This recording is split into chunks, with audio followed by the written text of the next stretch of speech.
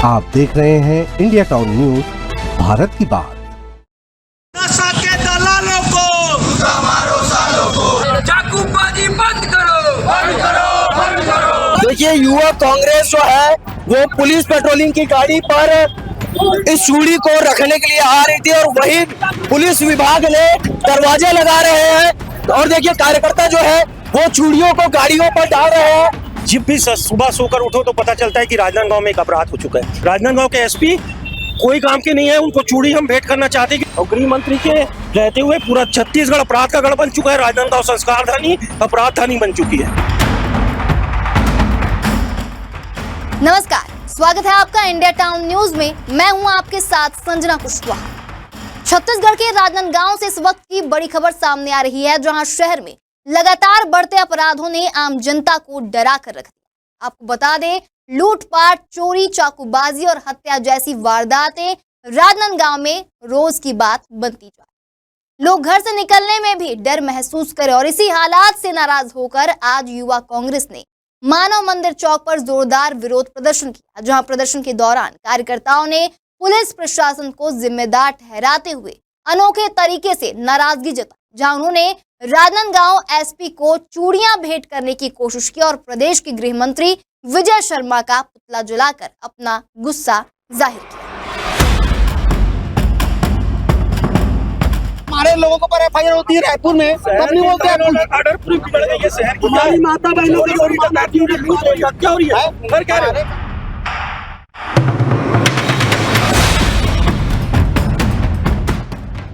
मानव मंदिर चौक पर युवा कांग्रेस के कार्यकर्ता बड़ी संख्या में जुटे। उनका आरोप है कि शहर में कानून व्यवस्था पूरी तरह से चरमरा गई और पुलिस प्रशासन अपराधियों पर लगाम लगाने में नाकाम साबित हो रहा है।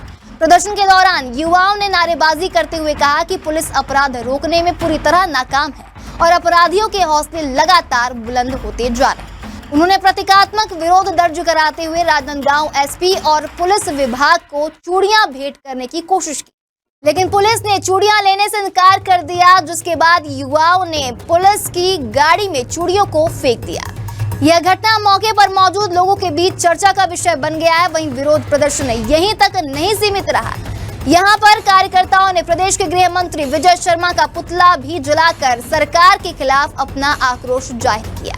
युवाओं का कहना है कि जब आम लोग अपने ही शहर में सुरक्षित नहीं है तो इसकी जिम्मेदारी पुलिस और सरकार दोनों की है। उन्होंने मांग की है कि शहर में लगातार बढ़ रहे अपराधों की जिम्मेदारी लेते हुए वर्तमान एसपी को तत्काल हटाया जाए और शहर में पुलिस गश्त बढ़ाई जाए। प्रदर्शन के दौरान पुलिस और प्रदर्शनकारियों के बीच हल्की झूमाझटकी भी देखने को मिली। पुलिस ने कार्यकर्ताओं को समझाने की कोशिश की, लेकिन गुस्साए युवाओं ने शासन प्रशासन के खिलाफ जमकर नारेबाजी जारी रखी। वहीं युवा कांग्रेस नेताओं ने चेतावनी दी है कि यदि जल्द ही अपराधों पर सख्त कार्रवाई नहीं की गई तो आंदोलन और तेज किया जाएगा। में लगातार बढ़ते हुए अपराध को लेकर के आज युवा कांग्रेस पार्टी ने आज पुतला दहन का विजय शर्मा यानी कि गृह मंत्री विजय शर्मा का पुतला दहन का कार्यक्रम लगाया था यहाँ पर राजनांदगांव के मानव मंदिर चौक में। अब वही देखा जा रहा है कि जो कि पुलिस अधीक्षक राजनांदगांव को चूड़ी देने का काम यहाँ पर गृह मंत्री पुलिस विभाग को किया जा रहा है। देखिए, युवा कांग्रेस जो है वो पुलिस पेट्रोलिंग की गाड़ी पर इस चूड़ी को रखने के लिए आ रही थी और वही पुलिस विभाग ने दरवाजे लगा रहे हैं और देखिए कार्यकर्ता जो है वो चूड़ियों को गाड़ियों पर डाल रहे हैं। जो तस्वीरों में आप देख पा रहे हैं पुलिस किस तरीके से अपनी गाड़ियों से चूड़ी को हटा रही है, वही कहीं ना कहीं पुलिस की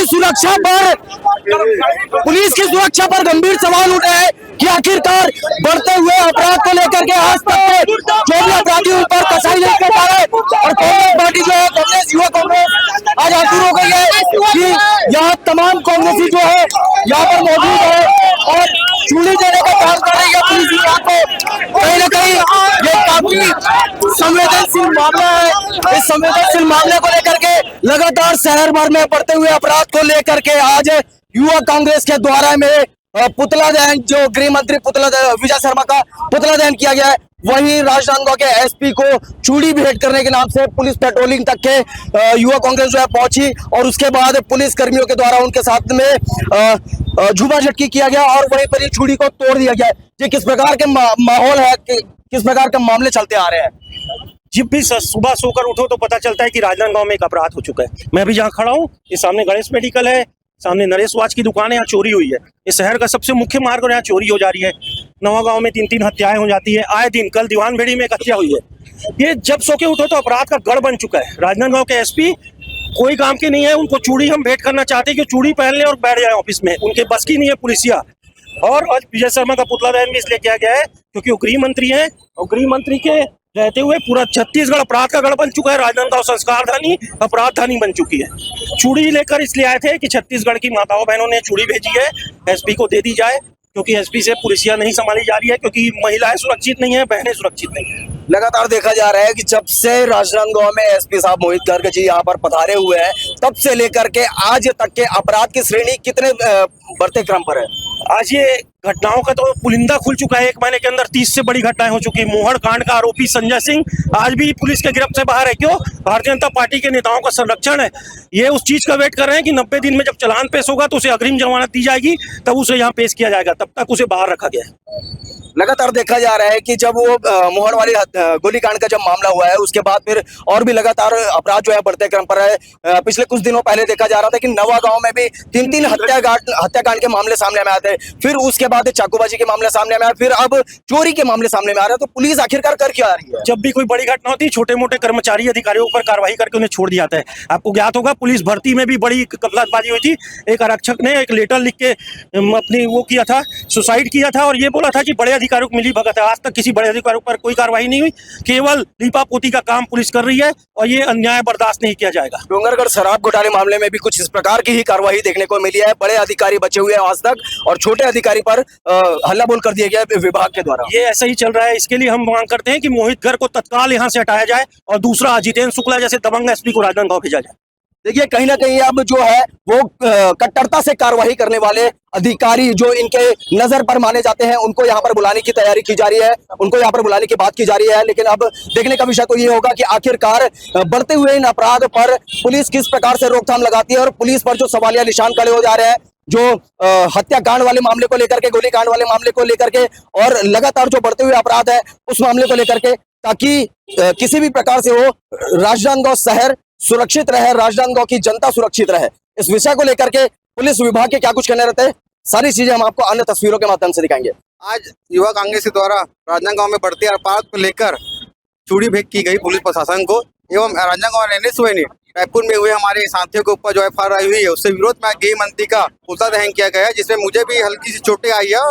घायल हुए बहुत से कार्यकर्ताओं सर हमें झुटपा मट्टी हुई है पुलिस प्रशासन के द्वारा, जिससे हम निंदा करते हैं और प्रशासन को बताना चाहेंगे कि प्रदेश में जितने भी झूठे एफआईआर हो रही है उसको निरस्त की जानी चाहिए। और प्रशासन से निवेदन है कि राजनांदगांव में जो खासकर जितनी हत्याएं और आरोपी जो गिरफ्त से बाहर है उन्हें गिरफ्तार करना चाहिए। राजनांदगांव ऐसे क्या कारण बन जा रहा है कि कार्रवाई नहीं हो पा रही है और लगातार अपराध बढ़ते जा रहे हैं? नहीं, देखिए ऐसा बिल्कुल भी नहीं है। पिछले विगत 3 महीनों से हमारे द्वारा लगातार बदमाशों पे, नशीली दवाइयों पे और चाकूबाजी करने वालों पे लगातार कार्रवाई हुई है। हमारे यहाँ कम से कम पूरे जिले से हमने 200 से 300 लोगों को आम सेट वगैरह की कार्रवाई में हमने बंद किया है।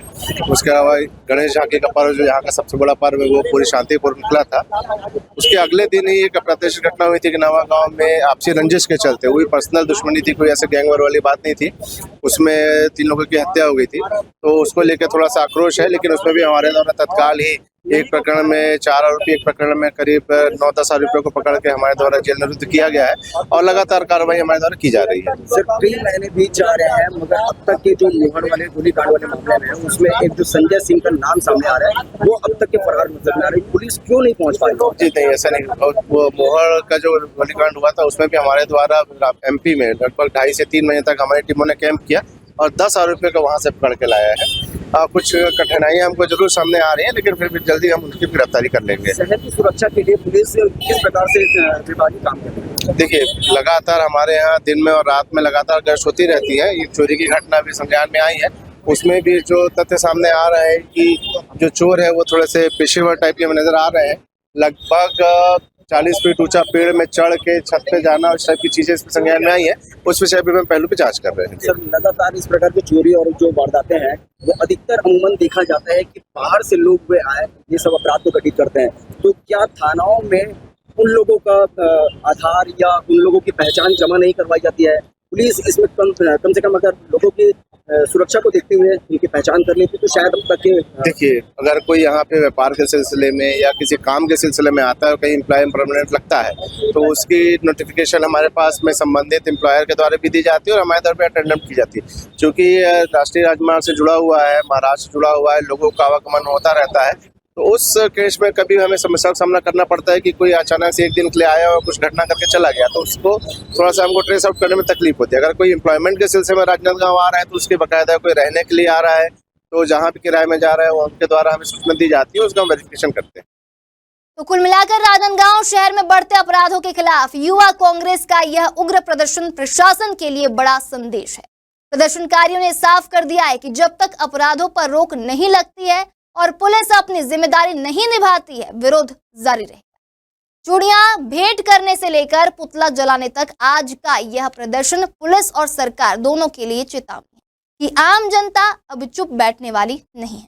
अब इस मामले में आगे क्या होगा और क्या नहीं होगा, ये तो आने वाला वक्त बताएगा। हम आपको सारी अपडेट देते रहेंगे। देखते रहिए इंडिया टाउन न्यूज, भारत की बात। नमस्कार। आप देख रहे हैं इंडिया टाउन न्यूज, भारत की बात।